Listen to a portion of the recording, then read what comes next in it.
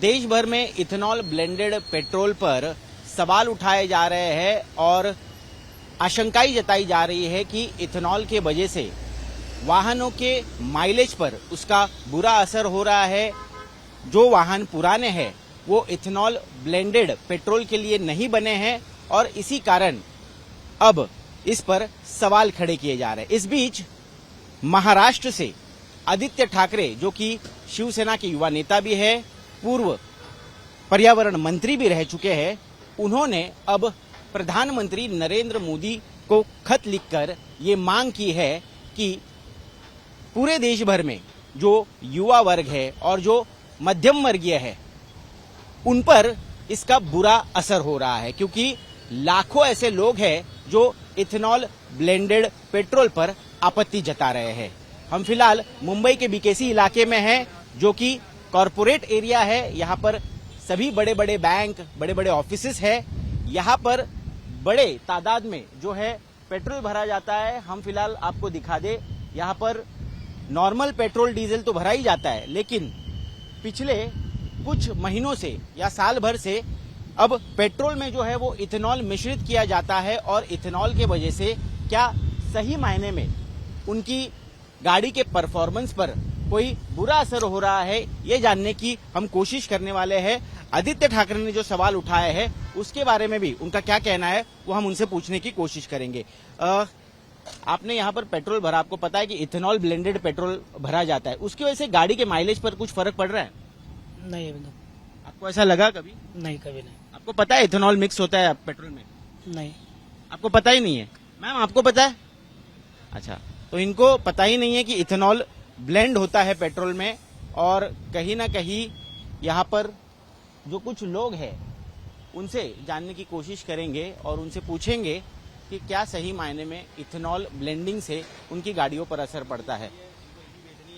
Sir, आपको सिर्फ एक इशू उठा है इथेनॉल ब्लेंडेड पेट्रोल का, और इथेनॉल की वजह से गाड़ियों पर काफी असर होता है, आपत्ति जताई जा रही है, कई लोग इसके बारे में शिकायत कर रहे हैं। क्या आपका भी ऐसा ही कुछ मानना है? आपका एक्सपीरियंस क्या है? करेंटली जो एटलीस्ट मैं बाइक यूज कर रहा हूँ, car I am not using, but difference है, आपके माइलेज वगैरह में डिफरेंस आ रहा है। अभी तो कुछ इशू तो हुआ नहीं है, बट पॉसिबल है, हो सकता है। कैसे पता चला आपको कि माइलेज पर असर हो रहा है और इथेनॉल की वजह से? माइलेज पे असर क्यों? पहले कितने देता था आप? कितने? पहले अराउंड 45-46 आता था। अच्छा, अभी अराउंड 35-36 तक आता है। नॉर्मल मोटर बाइक है? हाँ, कितने महीनों से आपको ऐसा लग रहा है? एटलीस्ट मैं 3-4 महीने से नोटिस किया, पहले तो नोटिस नहीं किया था, 3-4 महीने से नोटिस किया। आप कौन सी गाड़ी चलाते हो? आप कौन सी गाड़ी चलाते हो? आप फिलहाल तो नहीं। आपको सर ऐसा लगता है? आप कौन सी गाड़ी चलाते हो? मैं किया सेल्टोस चलाता हूँ। अच्छा, तो क्या हाल है गाड़ी के? परफॉर्मेंस ठीक ठाक है? माइलेज सही जा रही है? अभी तो ठीक है, मतलब कुछ ऐसा मैंने ऑब्जर्व नहीं किया है, टू बी ऑनेस्ट। पर आपको पता भी है कि इथेनॉल ब्लेंडेड पेट्रोल फिलहाल जो है वो यूज हो रहा है सरकार की तरफ से?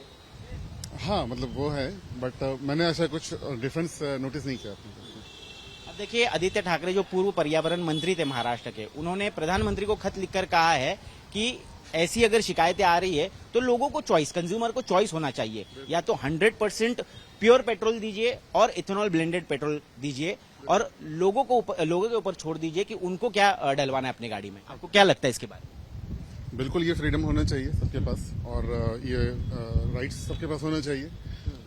तो जो चेंजेस है वो तो मेजर चेंजेस है ना, तो लोग को ये राइट्स बिल्कुल होना चाहिए कि वो क्या डलवाना चाहते हैं। क्या आपको भी लगता है कि आदित्य ठाकरे ने जो मांग की है वो सही है? पॉलिटिशियंस का तो पता नहीं, बट मेरा चॉइस ये है कि सबको फ्रीडम मिलना चाहिए चॉइस करने का। अगर पब्लिक ने रेज किया है वॉइस, तो ऑब्वियसली कुछ ना कुछ तो होगा जिसमें ये आवाज उठाई गई है, तो चॉइस रहना चाहिए।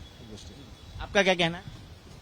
बिल्कुल चॉइस तो होना चाहिए, फ्रीडम होना चाहिए, जैसे पब्लिक के ऊपर है क्या चूज करना है। तो देखिए यहाँ पर आप बताइए, आप जब मैं बता रहा था तब आप कहीं ना कहीं समर्थन दे रहे थे। जी जी, बिल्कुल बिल्कुल जी। क्या क्वेश्चन, क्या आपका क्वेश्चन? क्वेश्चन बस यही है कि इथेनॉल ब्लेंडेड पेट्रोल, ये इसका कंपल्शन होना सही है? क्योंकि अब आदित्य ठाकरे जो पूर्व पर्यावरण मंत्री है, उन्होंने मांग की है प्रधानमंत्री से कि कहीं ना कहीं चॉइस होनी चाहिए, 100% पेट्रोल और इथेनॉल ब्लेंडेड पेट्रोल दोनों में? जी सी चॉइस होनी चाहिए, बट मेरा सिंपल सा क्वेश्चन ये है कि क्या चॉइस दे रहे हो आप लोग?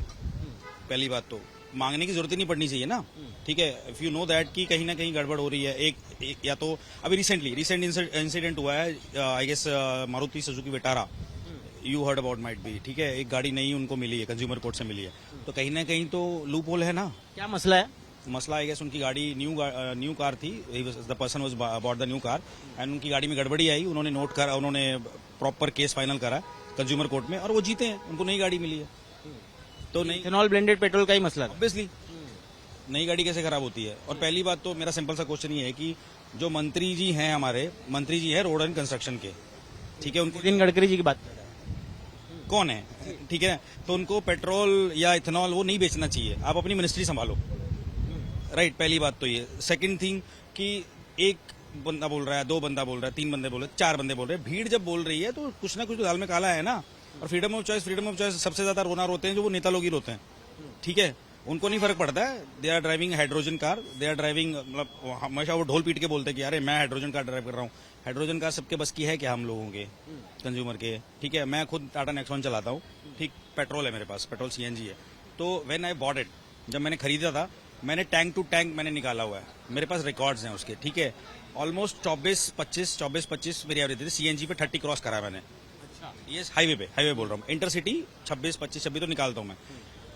राइट नाउ 15-16 पे आ गया वो, 15-16 और मैंने कितना असर देखने को मिला? कई बार ऑब्वियसली ड्राइविंग का असर भी होता है। जैसे बीकेसी, अगर मैं इस एरिया में हूँ बीकेसी में, तो अगर बम्पर टू बम्पर ट्रैफिक चलता है, थोड़ा बहुत चलो 2-3 किलोमीटर का मैं और गैप पकड़ लेता हूँ, इतना तो नहीं होना चाहिए। बट 22 से सीधा 14 पे 15 पे, और जैसे उन्होंने उस पे भी उन्होंने स्टेटमेंट दे दिया था, ये वाज चैलेंजिंग कि अरे नहीं ऐसा नहीं है, आप सर्विस स्टेशन से जाओ, वहाँ पे कुछ मीटर होता है, वो निकाल के देते हैं एवरेज, वो जो एवरेज निकाली हुई वो ही ऑथेंटिकेटेड है, ऐसे थोड़ी होता है यार, ठीक है। अब तो मेरे भी बाल चले गए, ठीक है। हम कंप्लेंट रिड्रेसल भी नहीं है ना कहीं? मतलब वो तो सुन ही नहीं रहे। फ्रीडम ऑफ स्पीच की बात करो ना, अब यहाँ पे आप लोगों से पूछ रहे हो, वो तो सुन ही नहीं रहे। जब बंदा डिनाइल मोड पे आ जाए, जब बंदा सुनने को तैयार नहीं है आपकी बात, तो अब क्या करोगे यार? Can't do anything. लगता है सरकार इसके बारे में सोच विचार करके निर्णय बदलेगी? सरकार ने सोच लिया हुआ है ऑलरेडी। सरकार कुछ नहीं सोचेगी, सरकार ने सोच लिया हुआ है, ये इम्प्लीमेंट हो चुका है और ये भुगतेंगे अब हम। भुगतेंगे क्या, भुगत रहे हैं हम लोग, कुछ नहीं होने वाला इस पर, आई टेल यू। देखिए, एक सामान्य नागरिक जो है, जो रोजमर्रा की जिंदगी में गाड़ी इस्तेमाल करता है, बाइक इस्तेमाल करता है, उसे पूछा नहीं जाता और सीधे तौर पर सरकार जो है फैसला ले लेती है और इथेनॉल ब्लेंडेड पेट्रोल आपको गाड़ी में डलवाना है। और वो डलवाने के बाद उसका असर किस तरह से है हमने लोगों से सुना है। तो हताश और निराश नजर आ रहे हैं और कोई उम्मीद नहीं है उनको सरकार से। हालांकि अब ये मांग उठी है, कई स्तर पर ये मांग उठी है, अब इसको लेकर सरकार कितने गंभीरता से विचार करती है ये देखना बहुत ही महत्वपूर्ण होगा। कैमरा पर्सन सचिन सावंत के साथ मैं ऋत्विक भालेकर, मुंबई, आज तक।